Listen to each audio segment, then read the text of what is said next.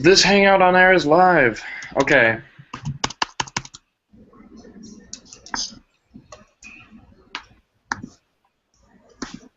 Okay, sorry. Okay, so team project presentation synchronous online experience. Before read this plan. Okay, team project. Oh, preparation. We just did that. Didn't record it. Whatever. So the oral project presentation. The other team members. Okay, as each team member gives his or her oral presentation, the other team members should be actively listening and attentive. See if there are any. Alrighty, I think we are ready. So Emily or Nicole is going to start us off. Okay, are we ready? Go for it. All right. Hand hygiene is the #1 way to prevent the spread of illness and healthcare-associated infections, which are also called nosocomial infections. Proper hand hygiene needs to be performed by medical staff, all hospital personnel, patients, friends, and family that are in contact with them. The #1 hospital-acquired infection is Staphylococcus aureus, also just called Staph aureus. The patient develops sores underneath the skin. The sores fill with pus, and then they become swollen and painful. Staph can get into the bloodstream, and that is also more susceptible with patients who have a less immune system, meaning someone who is in the hospital. And once it gets in the bloodstream, it can cause pneumonia and bone infections. So therefore, it is crucial that all medical staff perform proper hand hygiene. There is a study that shows less than 50% of medical staff washes their hands between patients. The main cause of spreading disease between patients, as well as causing secondary infection to a patient, is healthcare workers not performing proper hand hygiene, which includes, the length of how they do it and actually performing it. The CDC stated that healthcare infections that are present in patients include pneumonia, gastrointestinal illnesses, urinary tract infections, and surgical site infections. The combined total of all these infections in 2011 in the study from the CDC made up 721,800 healthcare-associated infections, which were all caused by staff not performing proper hand hygiene. 75,000 of those died during their hospital stay. Half of those were in the ICU. So ICU's patients' complications are related to urinary catheters, wound care, breathing tubes, drainage tubes, basically anything where it is more susceptible for bacteria to enter their body. The reason they are more susceptible is because by hospital personnel not washing their hands, as well as the length of their stay, makes them 10 times more susceptible to getting a healthcare associated infection. Alrighty, I am going to be talking about a common argument about hand soap and sanitizer being used. I've written a little bit on kind of a quick overview paper. Today, all around hospitals and healthcare clinics, there are dispensers of hand sanitizers on every wall, at every desk, and every room. The leading brands often claim that they kill 99.99% of germs when it's used. Since the inception of hand sanitizer has been included in the health facilities, many employees and visitors think it can be used in place of washing hands with soap and water. A lot of experts argue this is not the case and can be dangerous. They used hand sanitizers in clinical trials, and they were proven ineffective against certain viruses such as Cryptosporidium and other non-viruses. In fact, rather than eradicate some of the viruses, the hand sanitizer actually allowed viruses immune to the sanitizer to thrive and flourish in the hand sanitizer condition. This is caused by the germs not being affected by the sanitizer and instead developing an even larger resistance to the treatments. Therefore, they become stronger and even harder to get rid of. Another instance when hand sanitizer shouldn't be used is when hands are visibly dirty. Visible dirtiness and grime on the hands can often obscure the hand sanitizer from actually reaching and affecting the germs on the hands. So hand washing should be used instead of hand sanitizer. Should be lathered thoroughly to get rid of the thicker stuff on the hands, then perhaps go to a hand sanitizer. Hand sanitizers were initially added into healthcare practices as an easier way to keep hands clean. When used along with hand washing, it has been proven to be very effective, but it should not be considered an alternative. It should be placed in facilities when used when hand washing is not available or not time permitted. It's at least something to do instead of just skipping it altogether. Shouldn't be used on a daily basis repeatedly, but hands should be washed with soap and water as many times as allowed and when the time and resources permit. Let's see, some points here. Hand sanitizers were originally meant to complement soap and water, not to replace. Hand sanitizer is very commonly found in every healthcare facility. Some people carry portable bottles around with them, and this can be very effective.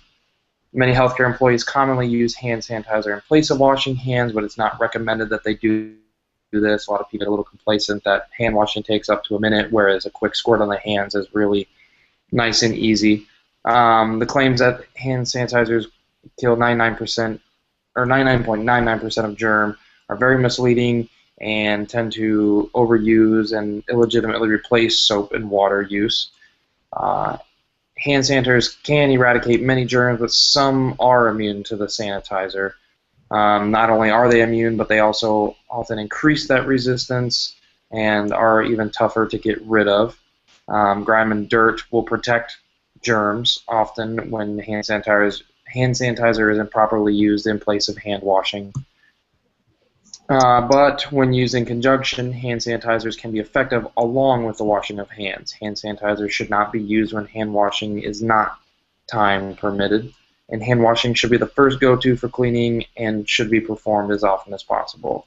Now we have a video permitted where they did some research on E. coli on the hands and the effectiveness of different hand washing techniques, so you can watch that now. And then lastly, I have a couple graphs here. Shows a few things on some research they did over the period of 4 years. This is just how effective they found how effective they found either soap alone or alcohol hand rubs to be, and then how much more effective. You can see that the solid blue line is alcohol hand rub and the soap combined. And the last slide there is just a few pros and cons to each method. You can see how well those work together as well.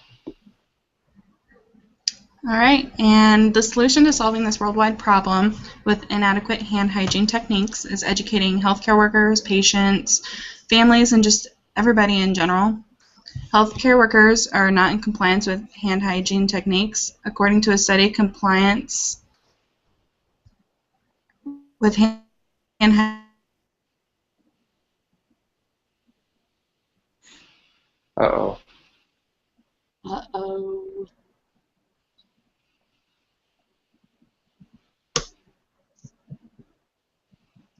Did we lose her completely?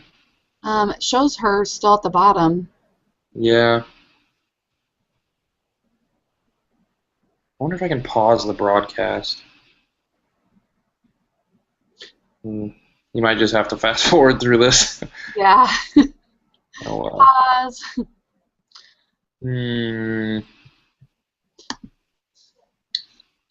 Yikes. Yeah, she's still frozen. Wonder if I can send her another invite. Well, it went well. We're at 8 minutes right now. We might be okay. Here we go. Invite people. Yeah, after the videos, what did we say? We needed 9 minutes, so. Yeah, I think the videos were. Oh, I think she's back. Oh, okay. I just sent her an invitation. You back? I'm sorry. I don't know what's going on. I even went to a alright. different house. It's okay. I don't want it to do it again now. I mean, No, just pick up where That's you left. fine. Yeah, Yeah, just just pick up pick up where you left off. We're well good enough for time, so just go ahead and finish, and he'll fast forward or just watch what just happened. okay, well, what was the last part you heard? About educating everyone. Oh, Yeah, so you that can was give her a I'll part. start over. Basically, your first sentence. Pretty I'll much. just start. I'm sorry. It's okay. Okay, go for it. So start it Sound now? your- Okay. So the solution to solving this worldwide problem with inadequate hand hygiene techniques is educating healthcare workers, patients, families, and just everyone in general. Healthcare workers are not in compliance with hand hygiene techniques. According to a study, compliance with hand hygiene practices among healthcare workers historically has been really low. On average, only 39% of healthcare workers are in compliance with hand hygiene techniques. Healthcare workers tend to undervalue the importance of compliance and also often stretch the truth on their compliance with hand hygiene. And now you can watch the second video, which basically introduces WHO, which stands for World Health Organization, and their hand hygiene compliance strategy that they came up with. It consists of 5 main components, and it ensures healthcare workers have access to alcohol-based hand rub at the point of patient care, training and education of healthcare workers on the most important times in patient care for hand hygiene, monitoring and feedback on compliance, visual reminders at the point of care in the workplace, and creation of a culture of attention to patient and healthcare worker safety within the institution. The 5 important moments for hand hygiene are before touching a patient, before clean and aseptic procedures, after contact with bodily fluids, after touching a patient, and after touching patient's surroundings. One of the ways we can help step up compliance is by maybe providing more interactive training. I thought if we could start a program similar to like BLS training, but with hand hygiene that would have to be completed every 6 months, could potentially help healthcare workers understand the importance of hand hygiene. And another idea would help by reminding healthcare workers that they need to just wash their hands. We can do this by placing signs at eye level on doors, sinks, and hand sanitizer dispensers. Part of this problem could be, the issues out of sight and out of mind. Healthcare workers are busy at work, and it may be that, sinks are not readily available where they work, or possibly hand sanitizer may not be available. Healthcare settings need to work on getting these problems resolved. By following the strategy put together by WHO, hand hygiene compliance would increase everywhere.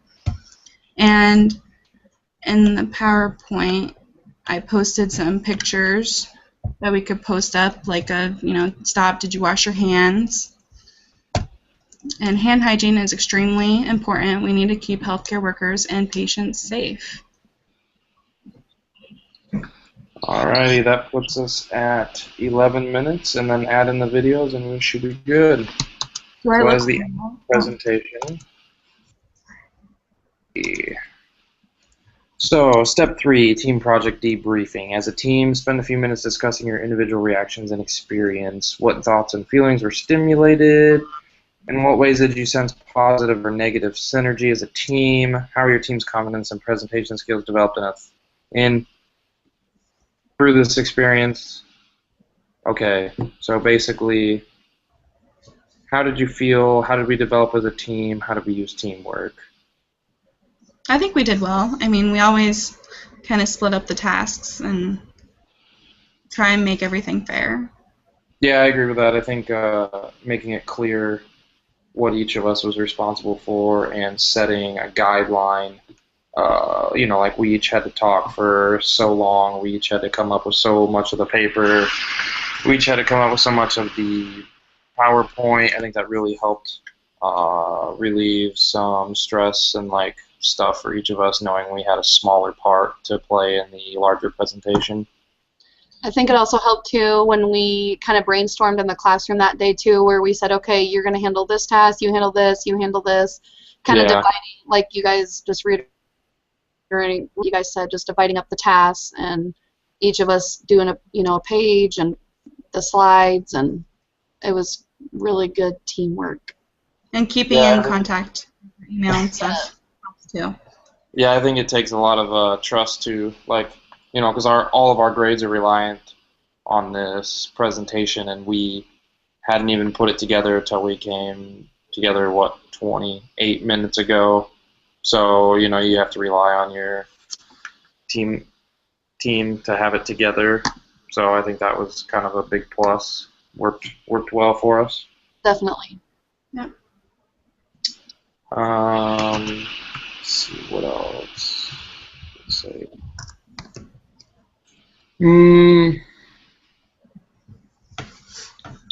How were your team's confidence and presentation skills developed in and through this experience? I don't know. I thought you guys were talking about how nervous you were and everything, but it looked fine to me. I thought you did fine when you just jumped into it and did it. Yeah, once I started talking, I was fine. It was just the initial. I think that's the same way with me too. I always get nervous and overreact, and then it's okay. Yeah, me too. Let's see. Relate what you learned through this activity to the importance/value of this course to your professional program, career, and in the core curriculum at Mercy College of Health Science. I think our topic is definitely like the #1 thing at our college and our careers. I mean, obviously all medical careers. So hand hygiene is the #1 thing. Yeah. Definitely. I think as far as relating to professional or scholarly aspects, that what we talked about, like dividing up the responsibility and trusting people, I think that's a big thing you can take into consideration in a career setting or, whatever. Like, I'm obviously the person, I want to take charge and, like, just do stuff and rely on myself, but you can get a lot more out of it as a whole if you delegate things. And I think the name of the course, it explains it basically. I mean, we've learned how to communicate effectively in small groups and like getting those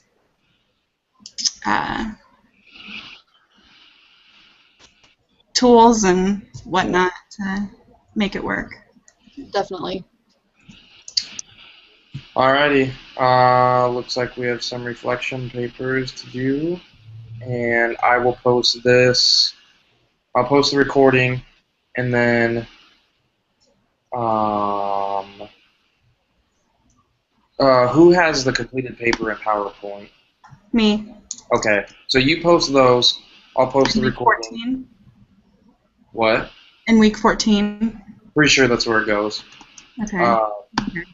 But you post paper, PowerPoint. I will post, team project, PowerPoint, and paper Dropbox. So it's one Dropbox for both those. Okay. I'll post the link to this Hangout, and then we will each do our reflection with peer evaluation inside of the reflection and our final paper. So the final paper is the other thing, right? Yeah, Right. 4 to 5 pages. All due before Monday. Happy weekend. Yep. One more week.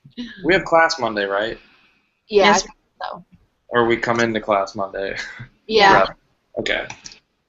Okay, see you guys then. Good job, guys. Bye.